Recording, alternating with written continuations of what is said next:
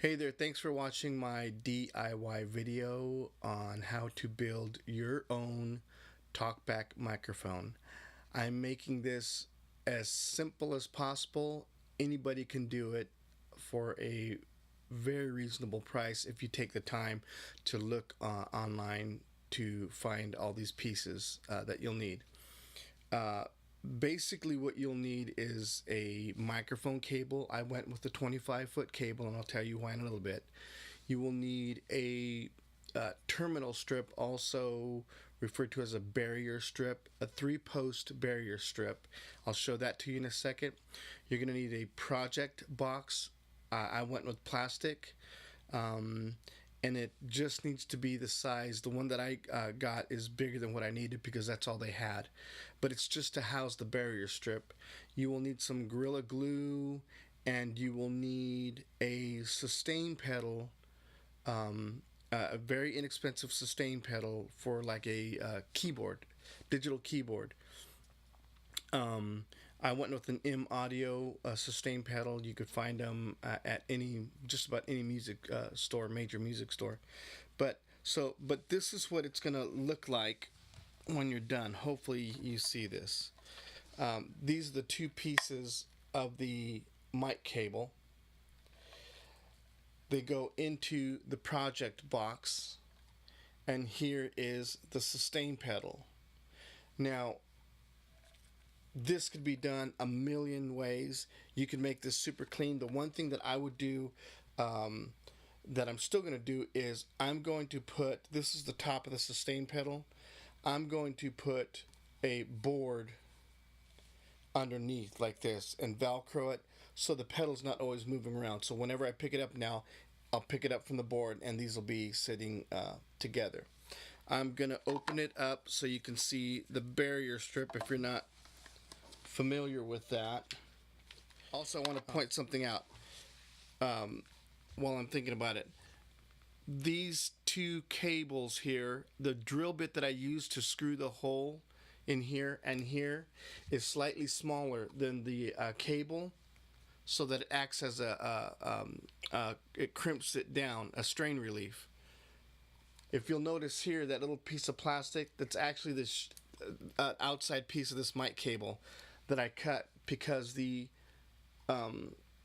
cable on the sustain pedal was too thin for the drill bit that I had. So I basically just cut about an inch, I think, maybe less, of the jacket when I stripped this cable, mic cable, and I cut it in half so that I could slide it across this keyboard pedal, so that when I shut the project box, it sandwiched it and acted as a strain relief. Okay, so anyways, I'm going to open this up. Here's the lid of the project box. Here's what you're looking at here. That is the terminal strip on there that I was talking about, or a barrier strip. These 3 posts, and there's that little piece of microphone cable, the outer jacket of the microphone cable. But basically what it is you have this piece, the barrier strip there. Hopefully you can see this okay. Each of these pairs of posts, the signal goes through. They conduct the signal. So basically what I did, you'll notice this part of the microphone cable coming in. This one is the other end of the microphone cable coming in and wrapping around to the other end.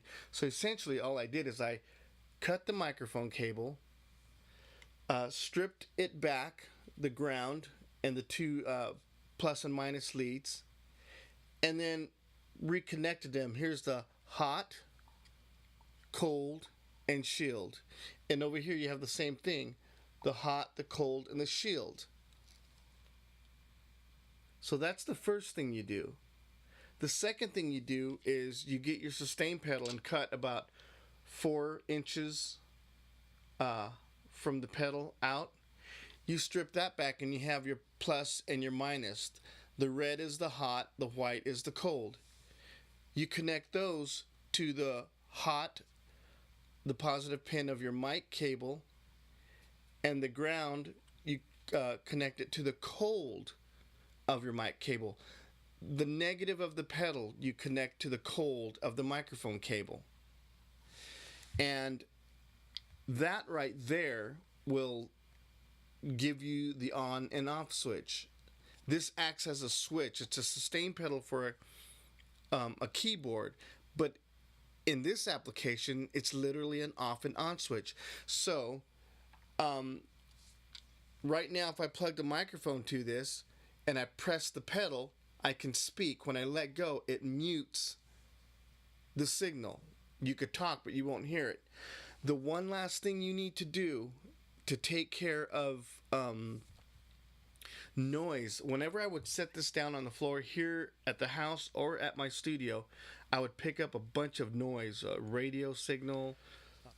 After going back and forth, and I don't know why this works, I just got a little jumper cable, a little small piece about 2 inches long, and I connected it to the negative of the mic cable and the ground of the mic cable. So just to repeat, you have your hot, cold, and ground of your mic cable coming on this side, and matching it hot, cold, and ground on this side going in. The next thing you connect is your sustain pedal, or in this case your off and on switch. The hot of your sustain pedal you connect to the hot of the mic terminal, of the terminal where the hot is going in, and the negative you connect to the negative of your mic cable. So far nothing will be connected to the ground. The last thing and most important thing to take care of cleaning up the signal is you put a little jumper across the negative and the ground. It's super easy.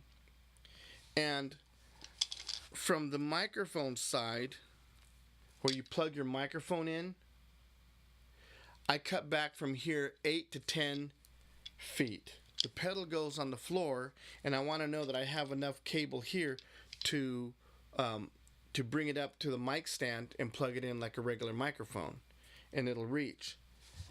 This side goes into your preamp. If you have a like a 2-channel interface, a little small interface, one channel is for, let's say, your guitar amp, the other channel is for your Talkback. If you have a 4-channel one, you're recording keyboards, and you have a spare channel, then they could talk to you through this one.